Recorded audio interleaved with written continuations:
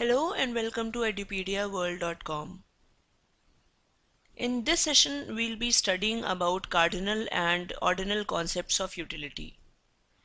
In the last session, as we have already discussed that what is theory of demand, that is what demand exactly is, and we have already discussed about the law of diminishing marginal utility.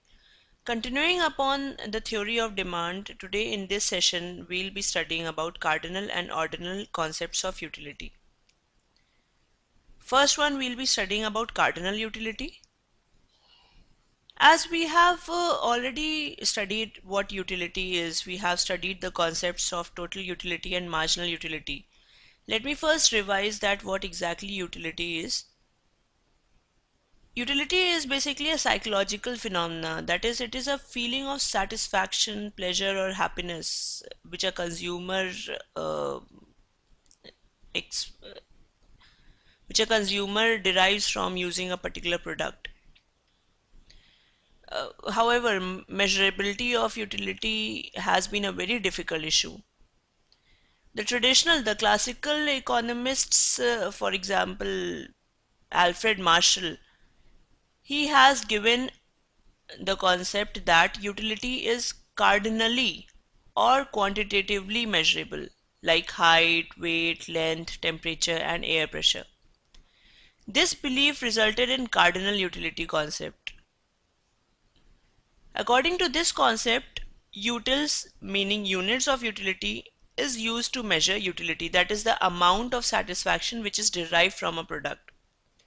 One util here is considered equal to 1 unit of money, and utility of money is constant, means if I have 1 unit of money, that is 1 rupee, the utility of 1 rupee will be 1 util. If I have 2 rupee, the utility of 2 rupee will be 2 utils. Likewise, utility of money is considered as constant. Now we'll be studying that how consumer behavior is analyzed under cardinal utility approach. Basically, the central theme of the consumption theory is the utility maximizing behavior of the consumer. That is, every consumer chooses that product first which gives him maximum utility, and then he proceeds on. Now let's see that what are the assumptions of the cardinal utility approach. First one is rationality. Rationality means a consumer has right thinking power. That is, a consumer buys that commodity first which yields highest utility, and the last which gives the least utility to the consumer. Then he has limited resources with him. That is, he has limited money income.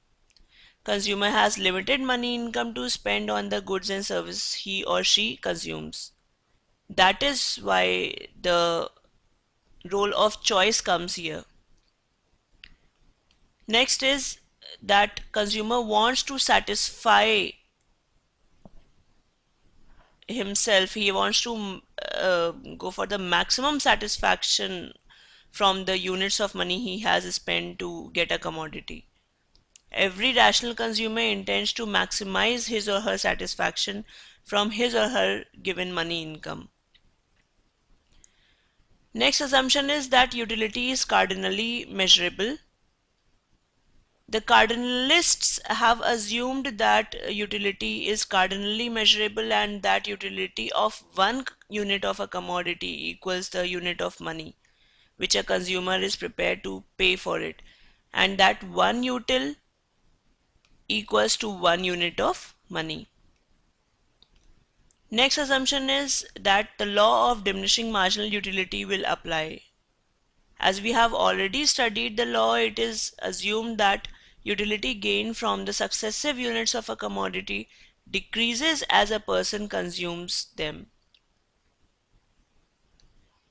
Next assumption is that the utility of money is always constant.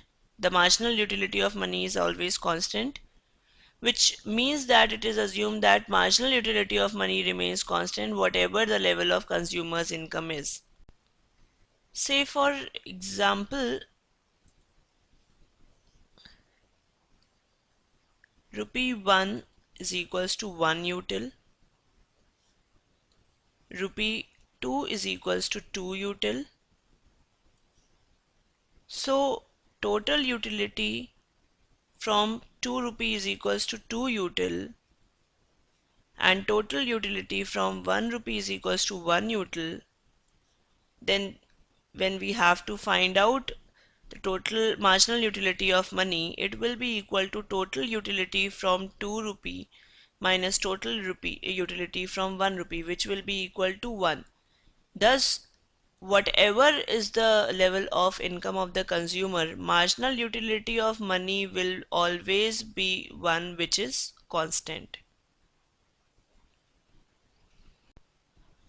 Next assumption is that utility is additive, which means that utility derived from various goods and services consumed by a consumer can be added together to obtain the total utility. Suppose that a consumer consumes X1, X2, X3, X4, X5 up to Xn units of commodity X, and the utility derived from the consumption of the units of commodity X is U1, U2, U3, U4, U5 up to UN. This is the utility. Thus, in order to derive the total utility from the use of commodity X, it will be equal to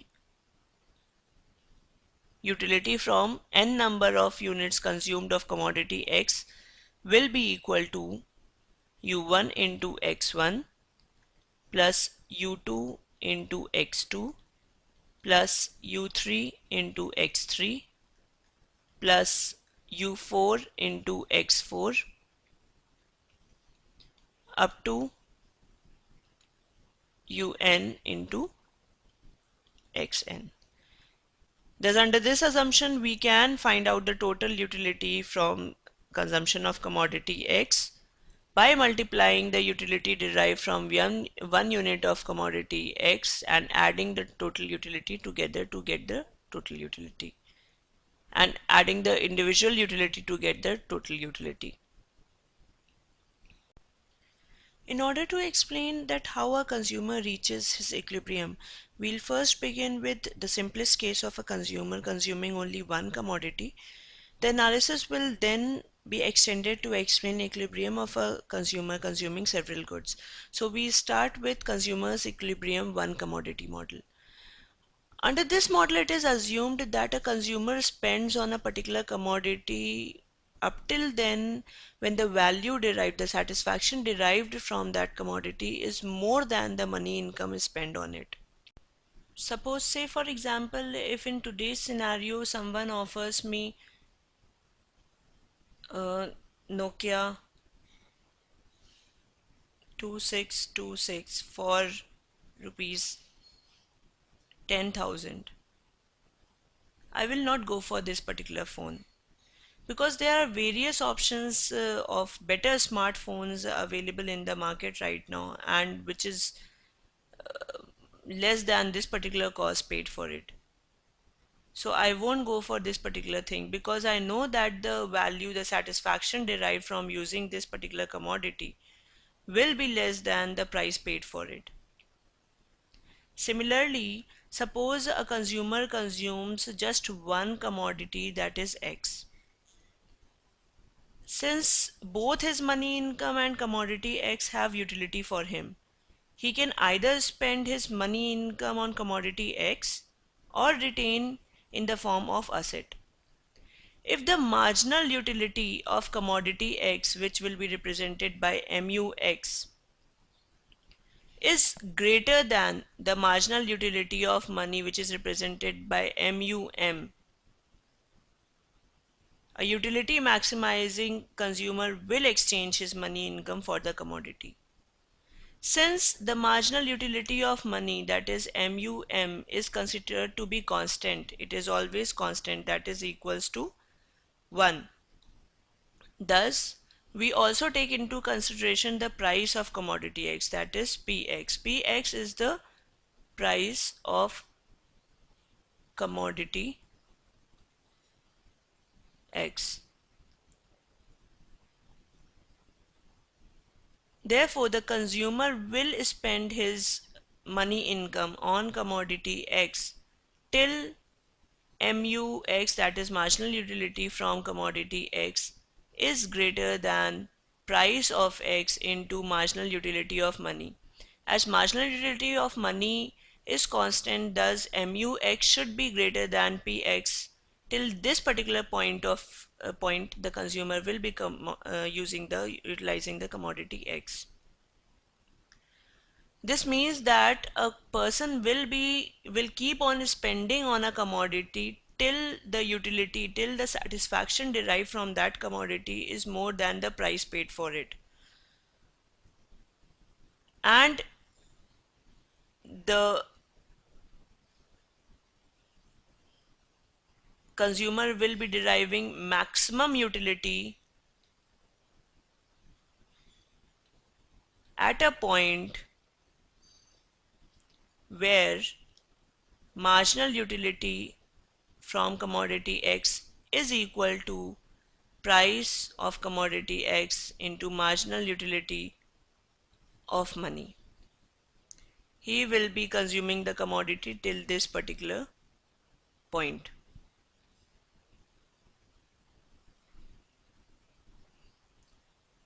Alternatively, we can say that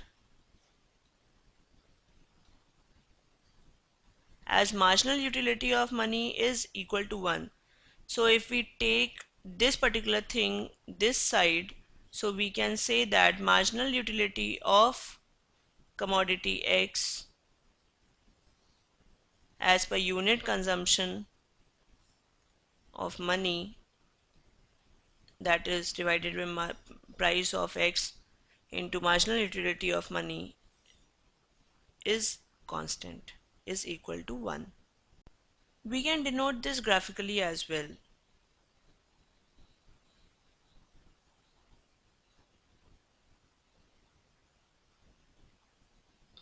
Suppose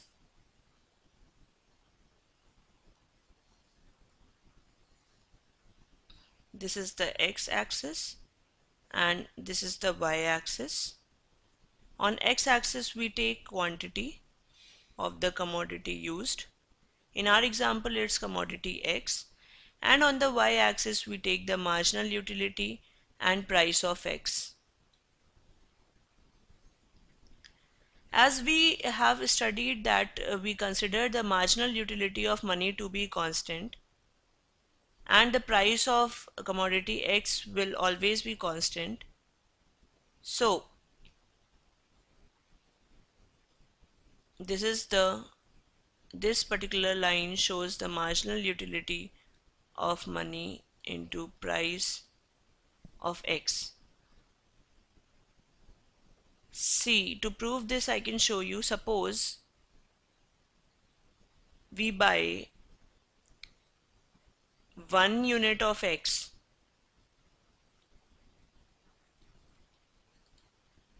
for rupees 20.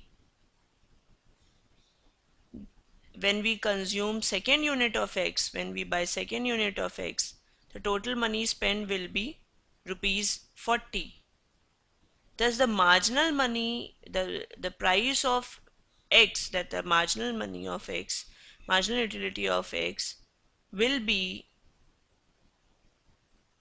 1 into price of X, which is always 20 in every case, because marginal utility of money is constant and the price of commodity X is 20, so it will be always constant. We have to take, because we are multiplying marginal utility of money with the price, so it will be constant in every given case. Thus this forms a constant line, marginal utility of money into price of X. And as we already know from the law of diminishing marginal utility that the marginal utility of commodity X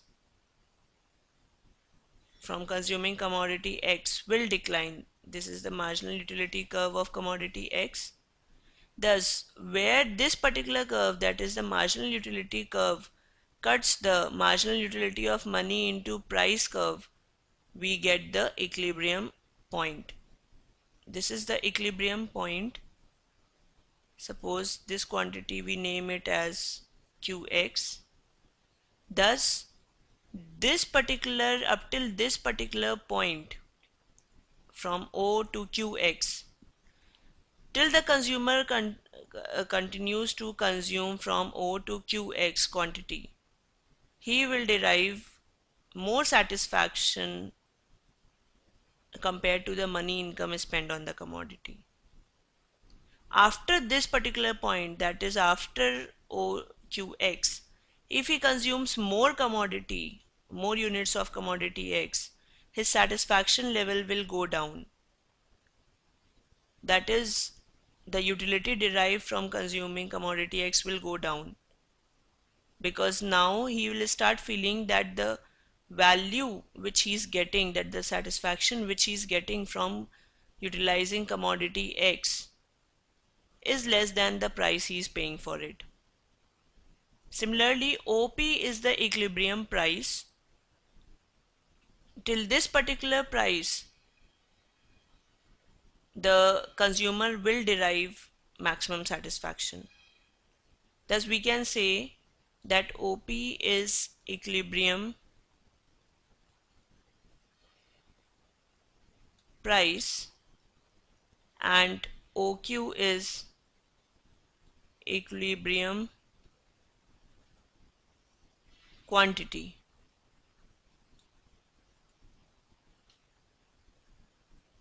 This is how consumer reaches his equilibrium point, the level of maximum satisfaction in a one commodity model, means where he consumes just one commodity. Thus, he reaches maximum satisfaction at a point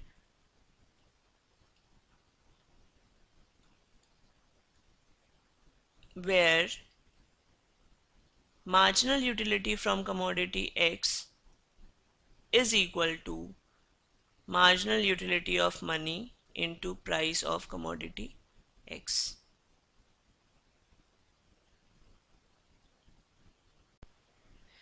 So this was consumer's equilibrium one commodity model.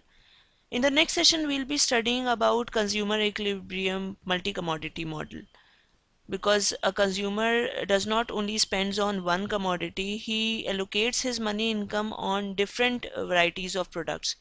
So in the next session, we'll be studying that how consumer reaches his equilibrium point while spending on different variety of products. Thank you.